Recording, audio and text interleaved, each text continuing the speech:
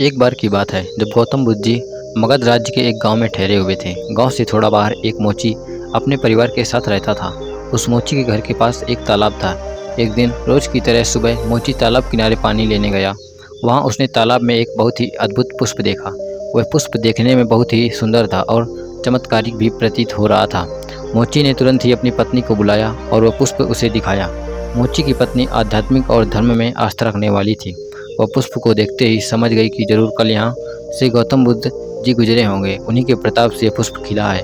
पुष्प को चमत्कारिक मानकर मोची ने एक योजना बनाई। उसने अपनी योजना के बारे में पत्नी को बताया कि वह इस पुष्प को राजा को देगा और उनसे खूब सारी स्वर्ण मुद्राएं लेगा। उसकी पत्नी ने भी सोचा कि यह पुष्प उनके किसी काम का नहीं है, इसे राजा को ही दे दो, कम से कम कुछ कमाई तो होगी। पत्नी की सहमति के बाद मोची राजमहल की ओर निकल गया। राजमहल के रास्ते में उसे एक व्यापारी मिलता है। मोची के हाथ में पुष्प देखकर वह रुक जाता है। वह मोची से पूछता है कि भाई, ये पुष्प लेकर कहाँ जा रहे हो? मोची कहता है कि मैं ये पुष्प लेकर राजा के पास जा रहा हूँ। इसे राजा को भेंट करके मैं राजा से मुँह मांगा इनाम लूँगा। व्यापारी ने मोची को प्रस्ताव दिया कि तुम ये पुष्प मुझे दे दो, बदले में मैं तुम्हें 100 स्वर्ण मुद्राएं दूंगा। मोची सोच में पड़ गया। उसने सोचा कि जब व्यापारी इस पुष्प के लिए 100 स्वर्ण मुद्राएं दे रहा है तो राजा तो और ज़्यादा देगा। ये सोचते हुए उसने व्यापारी को पुष्प देने से मना कर दिया।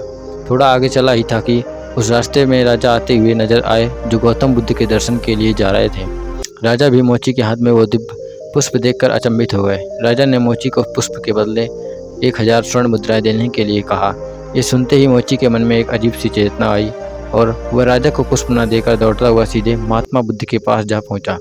महात्मा बुद्ध जी मोची को देखकर हैरत में पड़ गए। उन्होंने मोची से पूछा तो मोची ने उन्हें सारी बात बताई।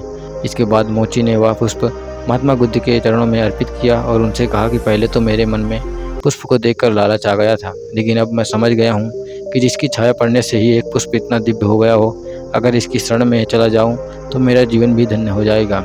इसके बाद वह आजीवन महात्मा गौतम बुद्ध का शिष्य बनकर रहा।